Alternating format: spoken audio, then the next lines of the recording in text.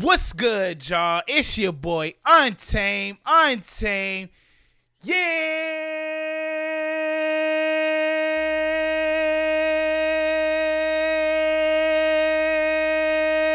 Yeah, boy. Damn. Coming at you live for another episode of the Man What Podcast. Man, what? Man, what? What? What? What? What's up, Peter?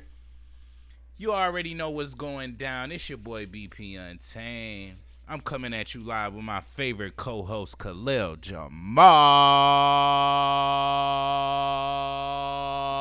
Jamal. Boy, What up, Peter? it go down every single time we touch this mic. You already know what it is, man.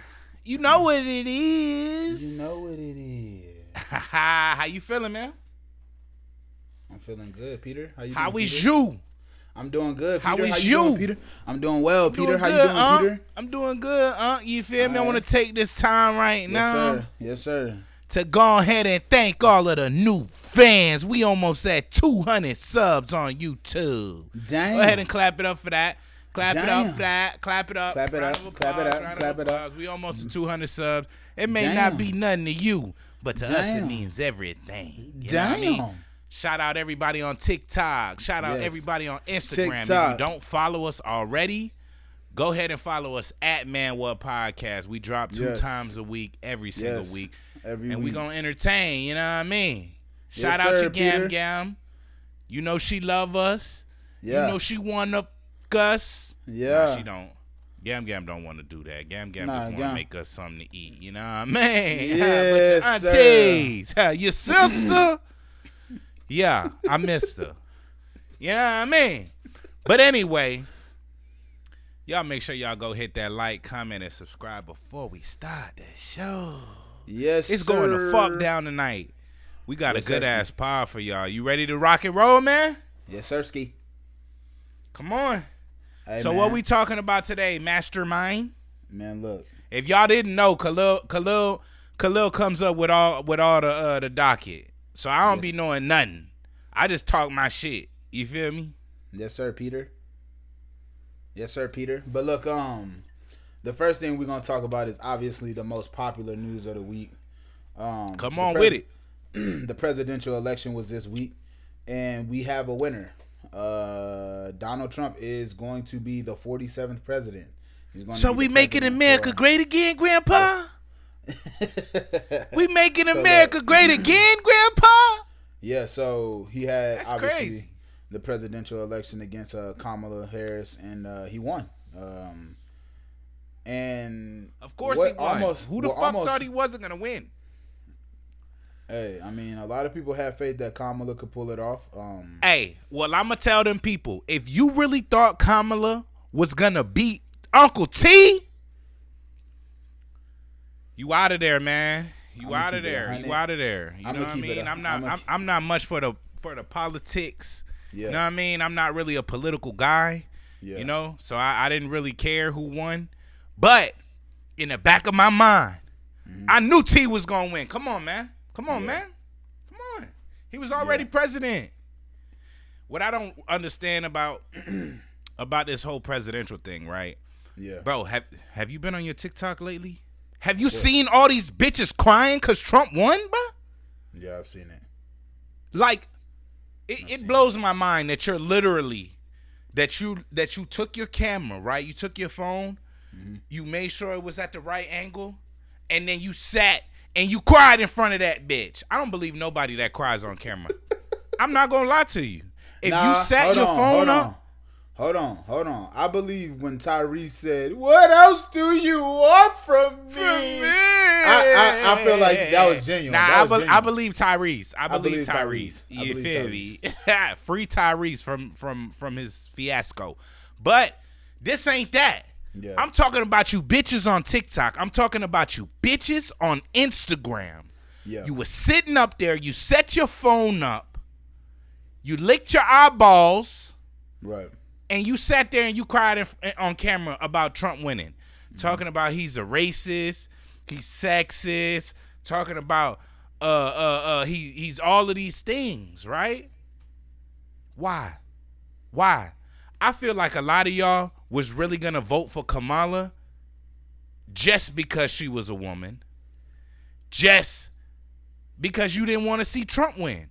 Yeah. And I think those are the two main reasons. I don't really think that y'all was up with her policies. I don't think that y'all really did y'all research on the bitch. Y'all ain't do y'all research. So that's my little piece right there. How you feeling, bro? Damn, the bitch is crazy. Nah, but I just think I give some empathy to the people who feel a certain way, because I know that it's a lot of young people doing this. It's a lot of young people sitting. Yeah, it's a lot of young people because and it's their first time voting, and maybe they felt that it was gonna go another way, but I just think it's a lot of young people doing that. For me, I kind of peeped the vibes pre-election of who was gonna take it. You know what I'm saying? I think Trump had more time to run his campaign than Kamala did. And I just think if you're looking at the campaigns from a bird's eye view, like whether you take the left or the right, if you're just looking at it, take yourself out of the situation and just look at it as a specter, then you would see one ran a better campaign than the other. You know what I'm saying? And I think Trump ran the better campaign than Kamala. He had more time. He had more valid points. I think he hit the heart of the people. I think he knew how to. I think he knew how to talk to his base. He knew where to go, who to speak to, all the different things. Whereas I feel like with Kamala's campaign, all the things that we felt that she should have did, she didn't do. You know what I'm saying? She was running. She was. And I think she was doing a lot of things for a base that was always going to vote for her.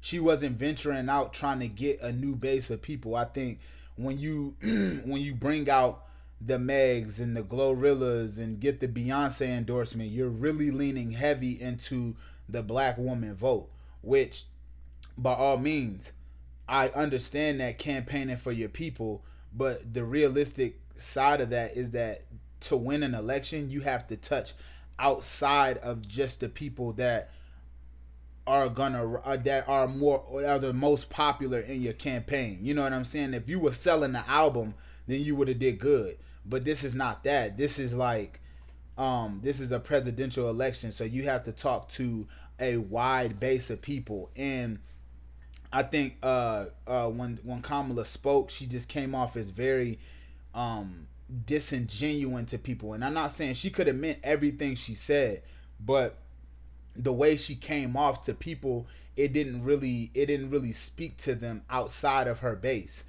Historically, black women always vote Democrat, so I don't think she would have ever lost that base trying in an attempt to get more people to vote for her. She just stayed within the lines of the people that rock with her already.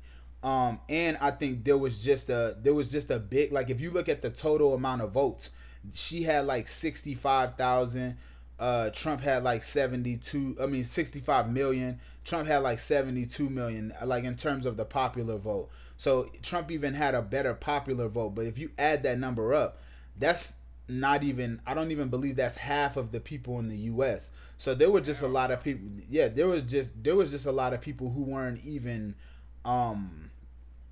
inspired to vote this election. You know what I'm saying? So I just think she didn't run a great campaign. I think Trump ran the better campaign. And in terms of like whether I care who won, I think if you're waiting for, and this is for both sides, because I see a lot of people saying, oh, Trump is gonna save us, blah blah blah, or Kamala was never gonna do anything for black people. Yo, black people, I think if you're still waiting for the government to save you, you have the entire. You already lost. You already lost. If you're waiting for the government to save you, you're already doomed, man. You're doomed. Get out here, work, get on your grind, and do what's good for you, man. Get some stocks. You're You know what I doomed. mean? Stop thinking that somebody's gonna come over here and just put on that cape and be Captain Save-A-Ho. Come It's on, not man. gonna happen. It's not gonna happen. And Be realistic.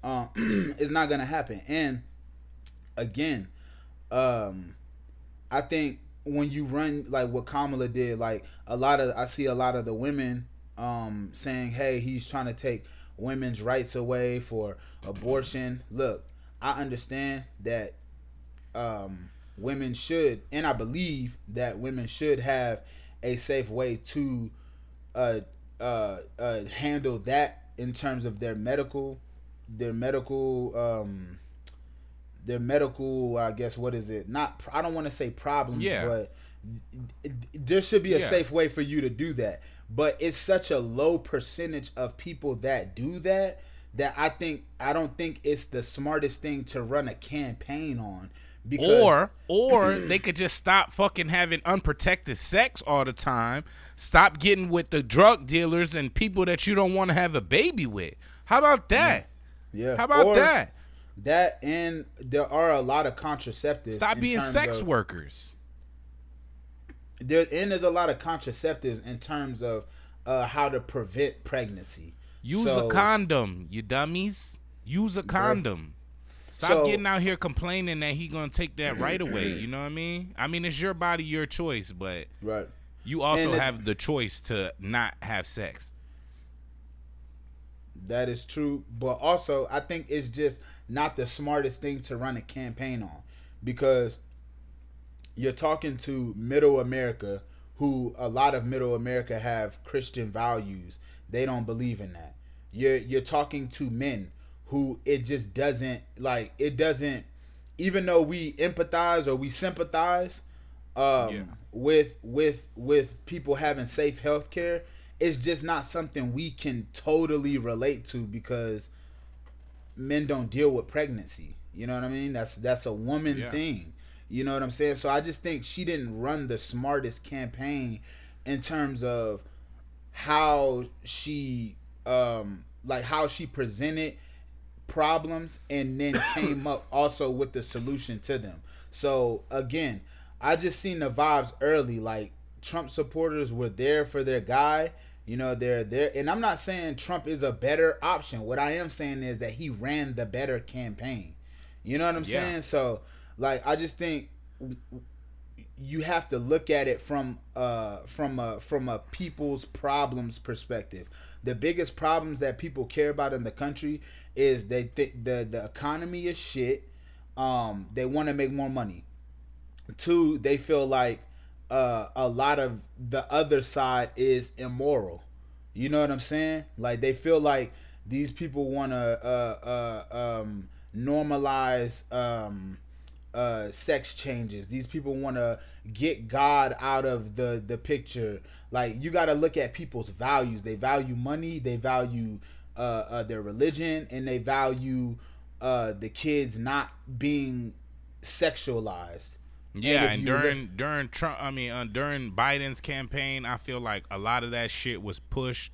A lot of that shit was forced on us, as far as the sexual shit, as far as transgender rights and stuff like that, which everybody 1000%. should definitely have rights, but should those rights be upheld more than just the average citizen? I feel like the average citizen is who the president of the United States should be more connected with. You know what I mean? Instead of, certain small sectors and small groups of people. And that's what I'm saying. I think she ran her campaign trying to appease certain small sectors of the country.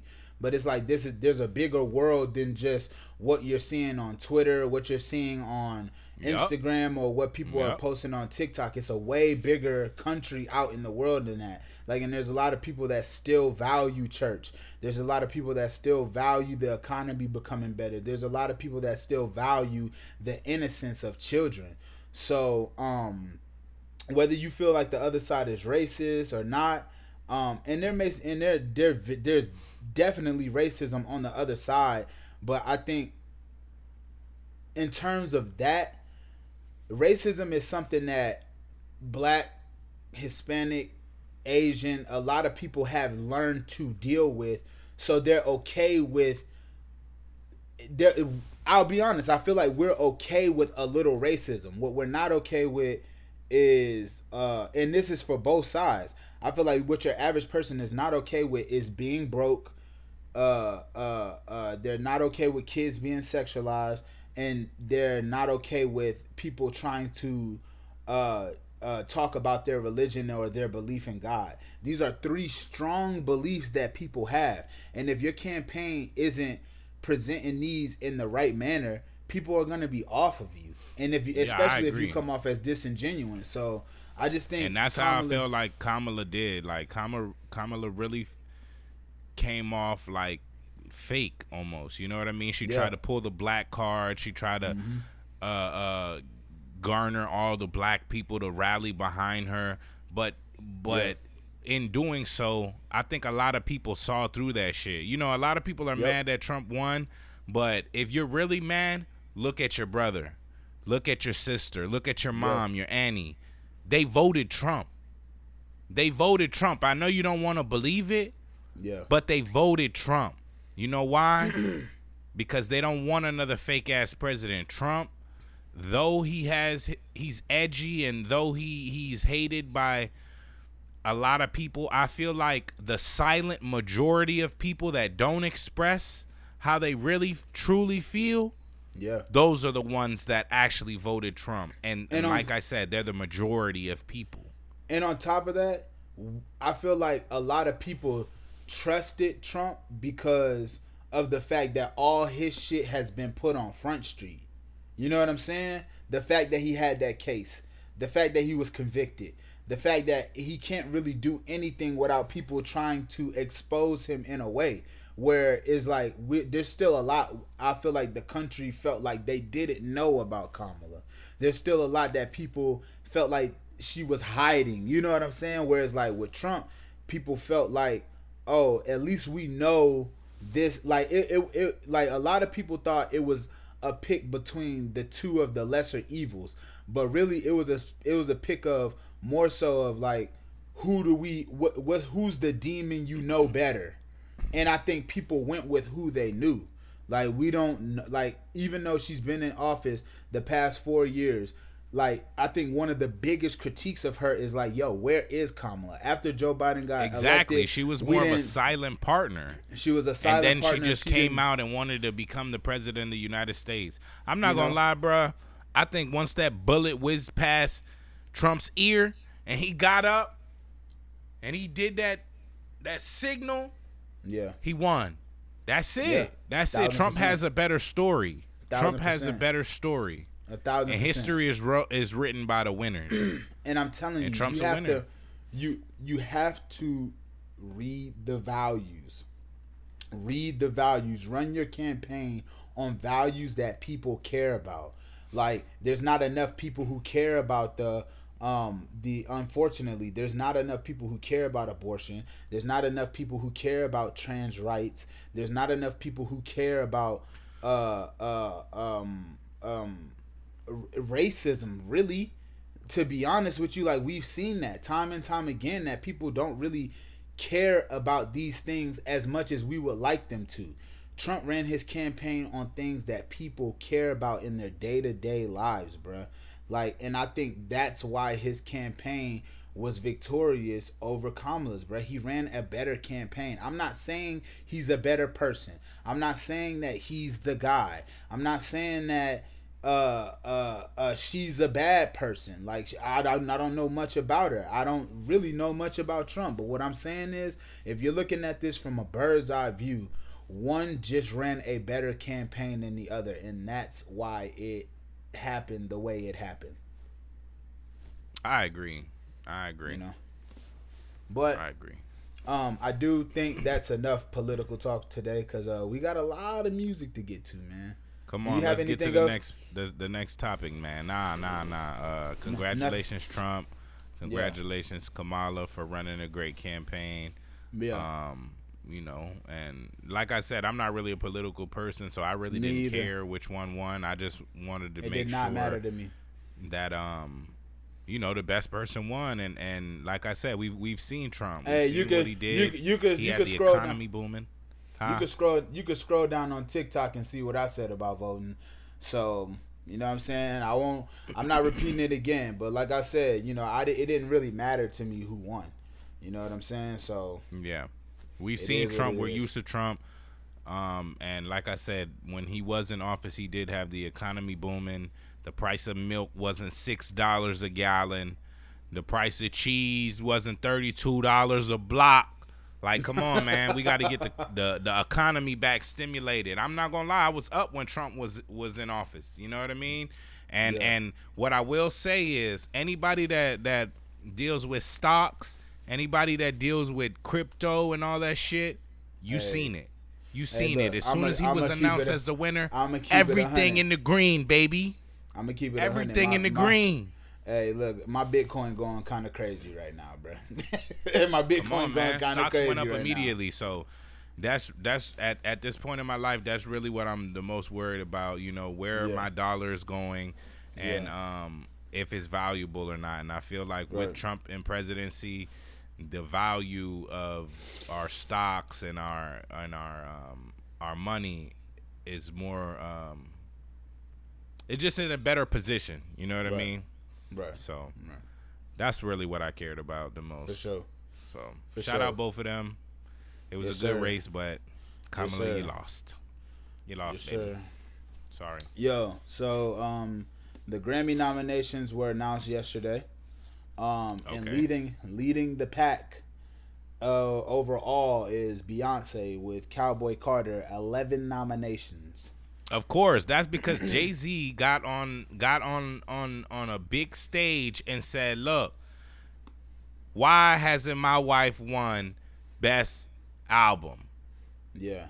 She's won every other Grammy, but Best Album, she hasn't won it." And I feel like Jay-Z has so much pull in the industry, and he's so powerful that his word moves the On needle.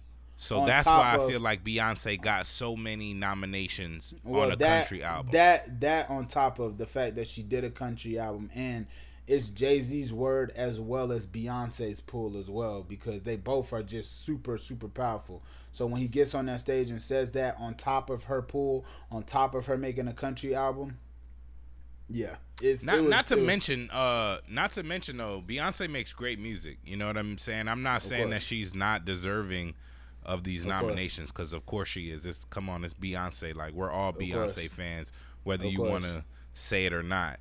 It's of great course. music, but I feel like once he got up there and stated how he felt, I Uh-huh. feel like people felt that, and Yeah. whoever makes the list for the nominations, they were like, "Oh shit, yeah, we got to put Beyonce up there." You know what I So, mean? So hopefully she does win. I do want to announce we are going to do a Grammy predictions episode probably in like the next couple of weeks, just so we have uh we could date it back and just give our predictions on everything going on, because this is typically a music podcast, so I don't see too many people doing a full Grammy episode where they give their predictions. So we are going to give that to y'all. I do want to run through the nomination, or the people and the most notable parts of the nominations. Kendrick has 7 nominations this year. Post Malone has 7 nominations this year. Glorilla has 2 or 3 nominations. I'm not exactly sure. Lotto grabbed 3 nominations. TDE's Doechii grabbed 3 nominations. I just want to say this is a very big year for women in the Grammys. A lot of the Yeah. women in hip hop dominated the Grammys. I believe Sexy Red is nominated for a couple of Grammys. Some of the most notable snubs though is that Nicki was not nominated for Rap Album of the Year, or And any that's crazy Grammys, to me. this year. That's crazy to Um, me. And I think it's because of her attitude towards the Grammys, of course, that of she course. wasn't nominated, But because but her it's album was also, pretty good. and it's also possible that Nicki didn't submit to the Grammys. It's very like Drake is notable for not no nominations. But I believe that's because he doesn't submit his music to the Grammys anymore. Meg was not nominated for any Grammys as well. I thought that was interesting, but I see why. It was a very busy year in music. I can see why Meg didn't get nominated. I don't really think Meg did more than Sexy Red or more than Glow to be nominated. Or Lotto got 3 as well. Or Lotto, so, you know. Yeah, they had a very productive year, all of them. 1000%. So with that being said, man, I just think that this year felt like a big year for women in hip hop at the Grammys. Obviously Kendrick got his nominations, Metro got his nominations, Future got his nominations. But I think the most notable thing for me was that a lot of the newer girls in hip hop were getting their just due, and I thought that was really, really, really dope. So congrats to everybody who was nominated. Again, we are going to do a deeper dive. Yes, sir. We are going to do a deeper dive into the Grammys with the Grammy episode. That should be coming in within the next couple of weeks. But I do want to, shout out to Tyler, because the first week numbers were in for his album Chromacopia.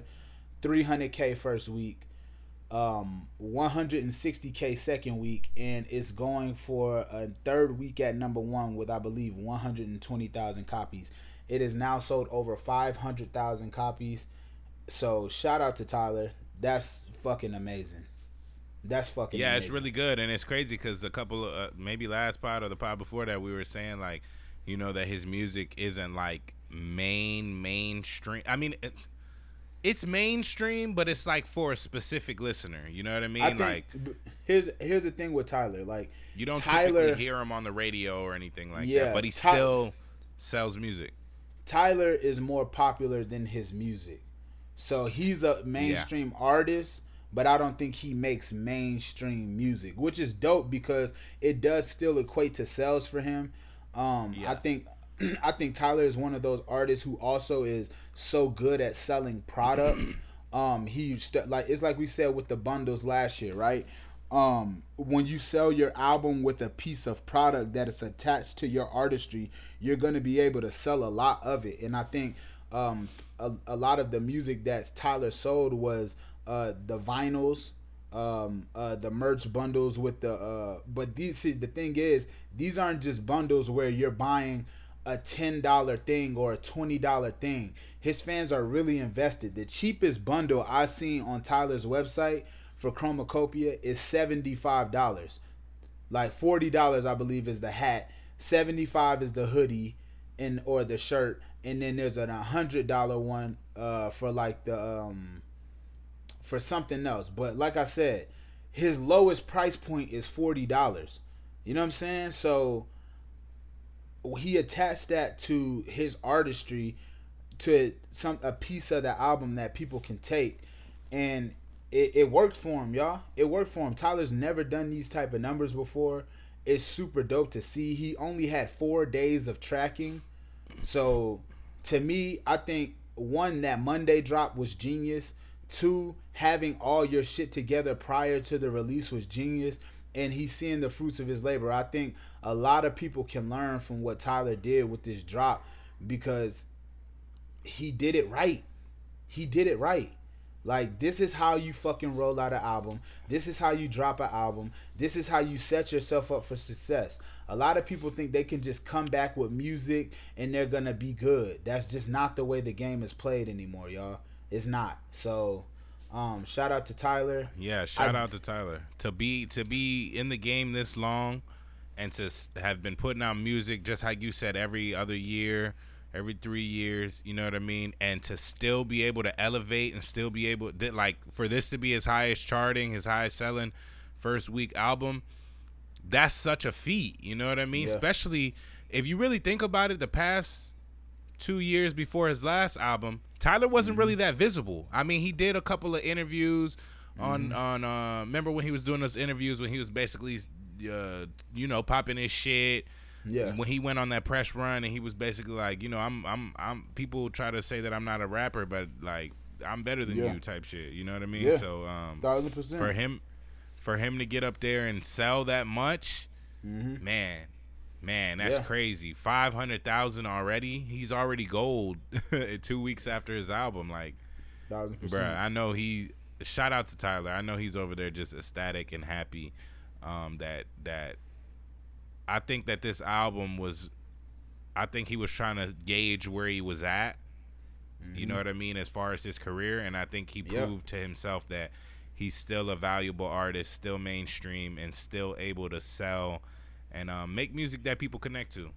1,000%, 1,000%. I do want to say, on the flip side of that, somebody who typically does numbers released an album, which is Uzi. He released Eternal Take 2, and he sold 61K first week. Now, Garbage. This is a significant drop from his last album, which was the Pink. What was it? The Pink Tape. The Pink Tape sold 165K first week. So this is a 100,000 copy plus drop from his last project.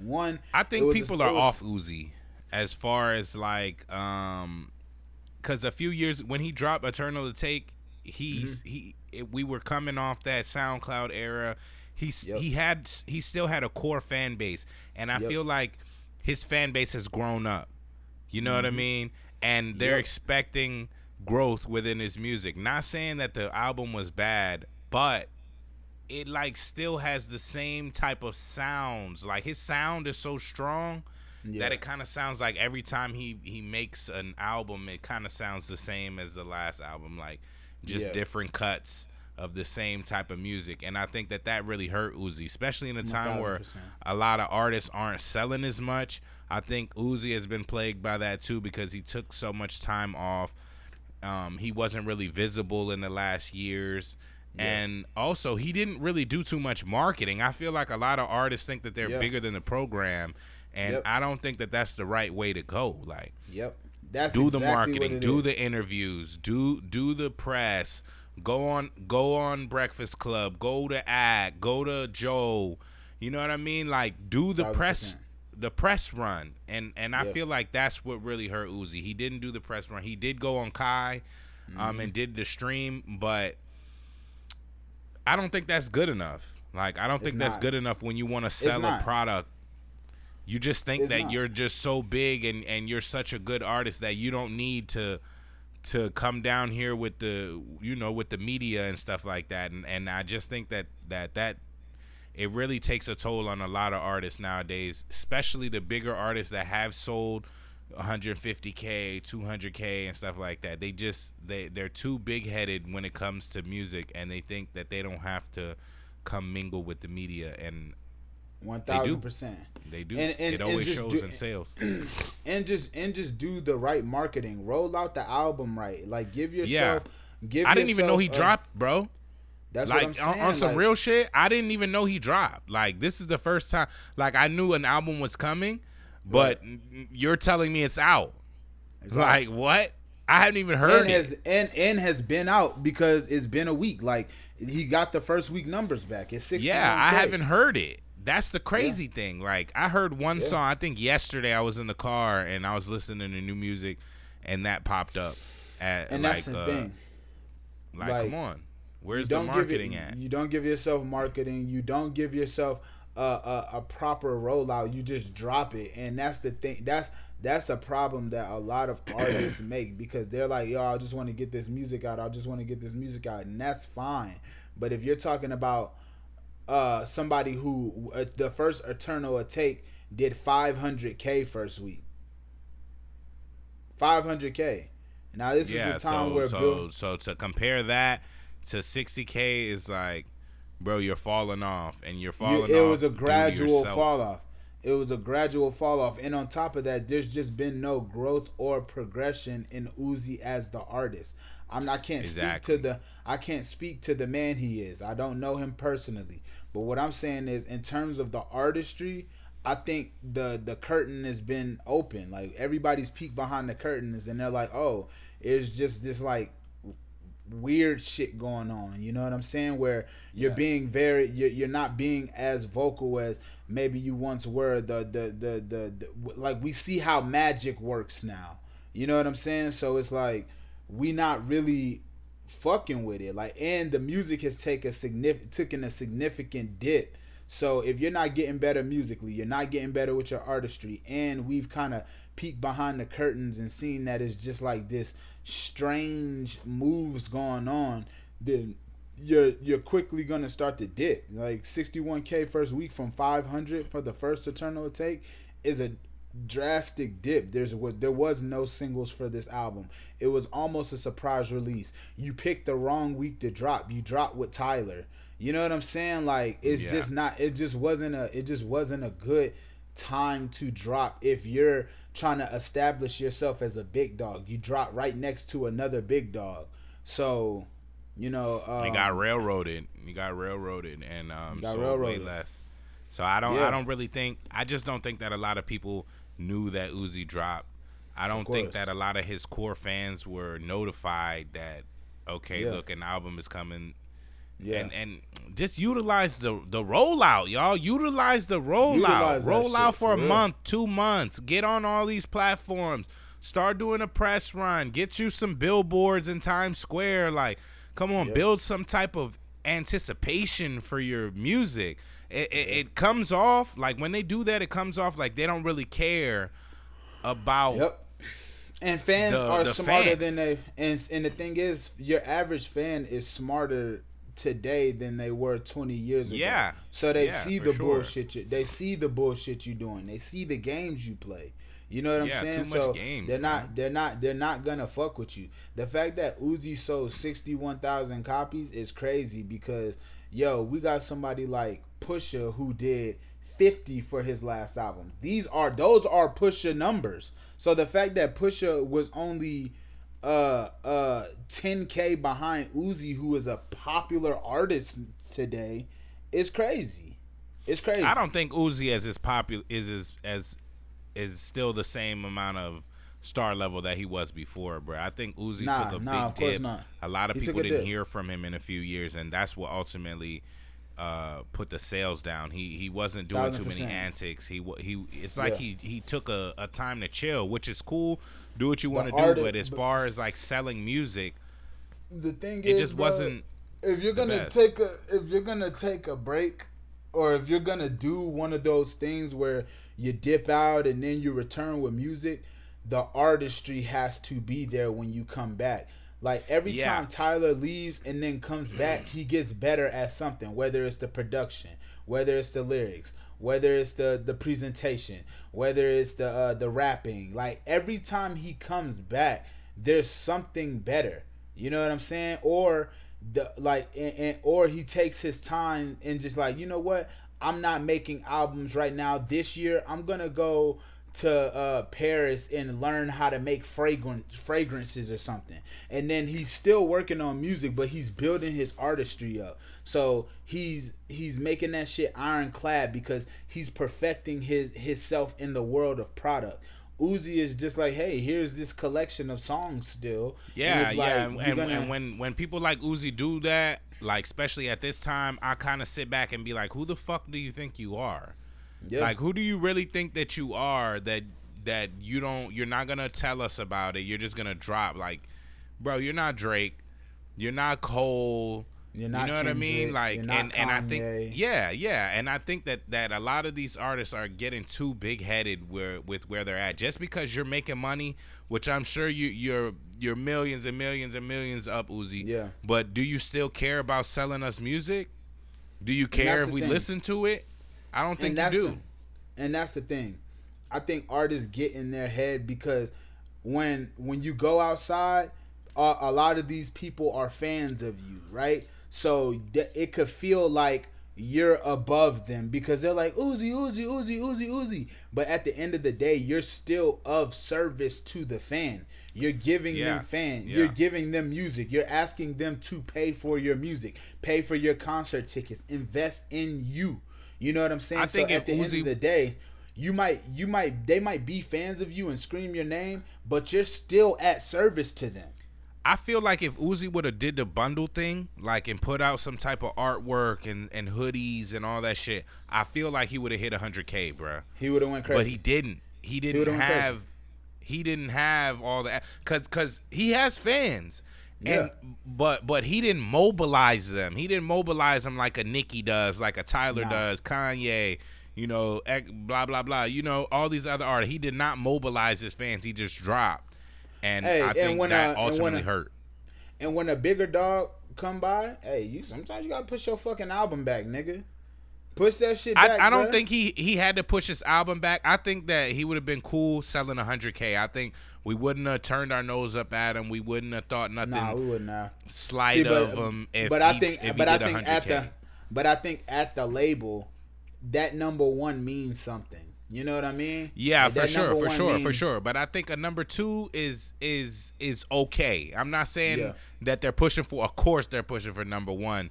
But you're not gonna get number one over Tyler. Like, come on, bro. Unless you're fucking Taylor Swift or some crazy shit. But look, give yourself a To me, Uzi should. I don't think he knew that Tyler was dropping. I don't think he knew. I don't think he purposely did it.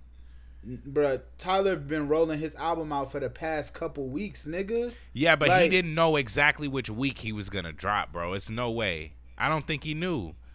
Because even if you don't know, here's the thing, Uzi. Here's my thing. Like, bro, it's November. The industry is about to shut down in a couple weeks because it's the holidays. So, nigga, if you drop this shit with a bundle for the fans with like a certain hoodie or something, and you drop this bitch in December, you're going crazy. It's going nuts.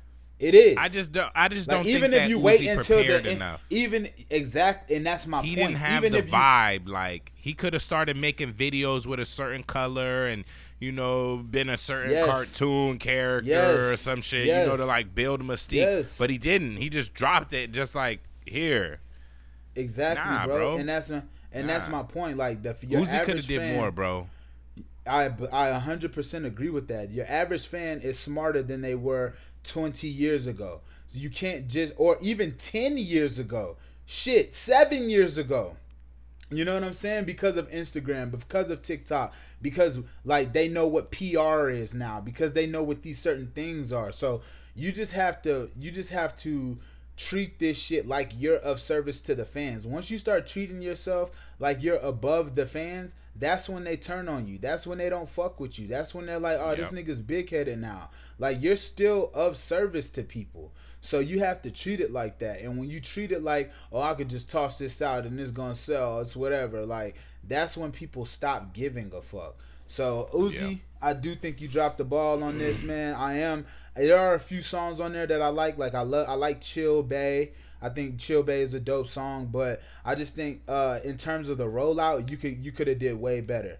But I do want to move on because the queen of R&B is back. This is gonna be quick though. Summer Walker, Heart of a Woman. I did hear her latest song, and it sounds really, really good. Bringing back that old R&B. Yeah, old school R&B. It gave me Aaliyah vibes. It gave me like Brandy vibes. Like, it was really vibey. So, I support Summer Walker. I fuck with Summer Walker. Her body a little crazy, but the music is always top tier, 10 out of 10. Like, I really think that she takes her time and she's a real artist.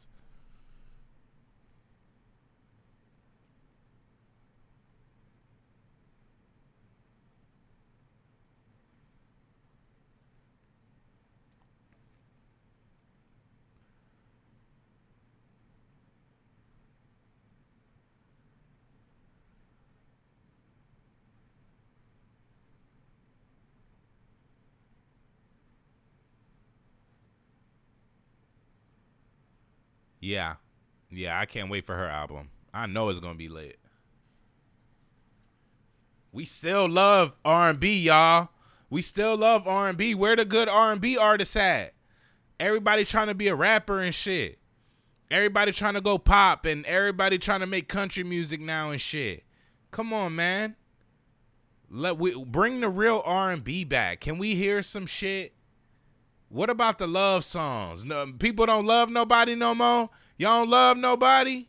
Everybody a fucking city girl, and everybody a boss diva bitch and all this other type of shit. What about the love? Like, did we just forget that whole emotion? Y'all scarred, man. Bring the love back. Bring the love back, bro. I'm tired of all of this type of music, man. Come on.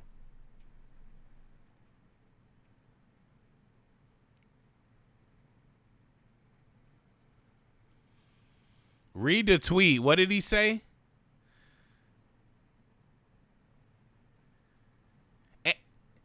And it's crazy that was a tweet and delete. I wonder why he deleted it. It's crazy, like, bro, when you're a big artist like that, there's no such thing as tweet and delete. Like, once you tweet some shit, 10,000 people have already screenshotted it. So for you to delete it, it's kind of like, it's kind of like a hoe move, if you ask me. Like, stand on that shit. Stand on it.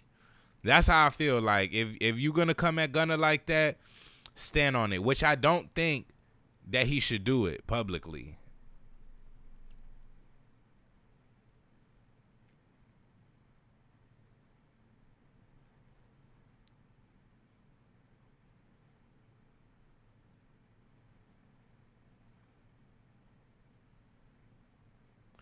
And he got a new song out now. That shit is hitting. Go. Yes, that shit hard.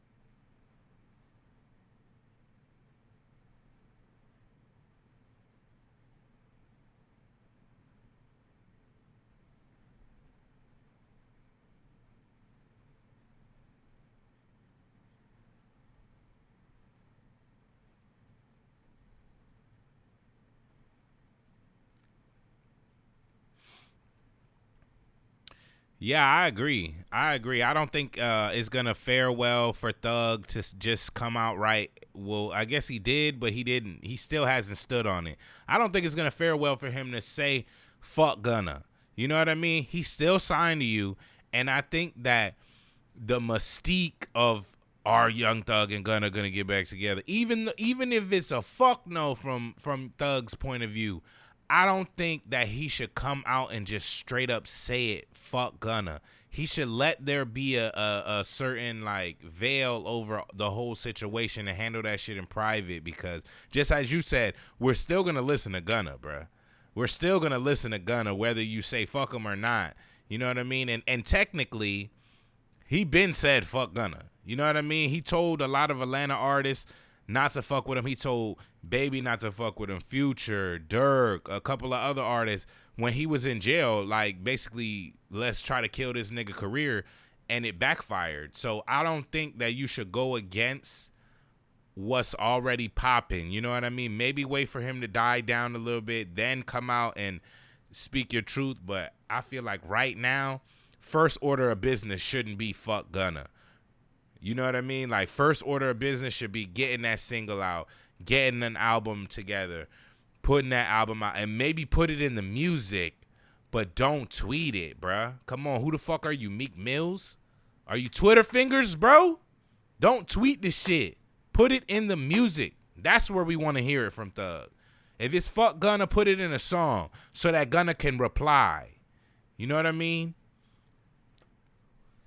That's my piece on it. Like, don't do that, Thug. Don't do that. Don't do that, bro. That shouldn't be first order.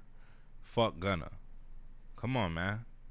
Be civil about the shit. Yeah, whatever. If you feel however you feel, keep it under wraps, bro. Put it in the music.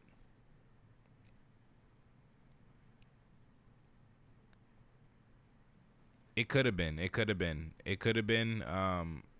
But I don't think that. I mean, yes, we seen the video of Gunna. Yes, ma'am. Yes, ma'am. Yes, ma'am. But I don't think that ultimately that's what put the nail in the coffin, bro. They knew what Thug was doing, bro. You're a fucking leader of a gang, bro.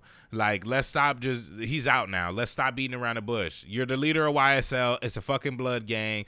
Like, stop pretending like you didn't do shit and Gunna snitching on you made you go to jail. Nigga, you was gonna go to jail anyway. You lucky that you got out. You know what I mean? Because I'm not gonna lie, I thought Thug was cooked. But once I seen the whole trial unfold and how horrible it was and how they wasn't ready, that's what ultimately saved him. But I don't think it was Gunna that put the nail in the coffin, bro. So I don't think he should make a hard stance towards Gunna. Maybe fuck him in private, or say fuck him in private, pause. But come on, man. That shouldn't be the motivation for you, Thug. Come on, man. Put it in the music. Oh God, that's why I said pause, no Diddy.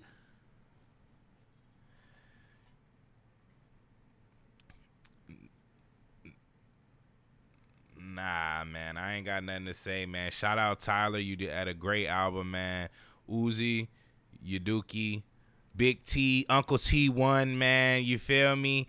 And Thug, man, shut the fuck up about the Gunna shit. We don't care, because we really don't care.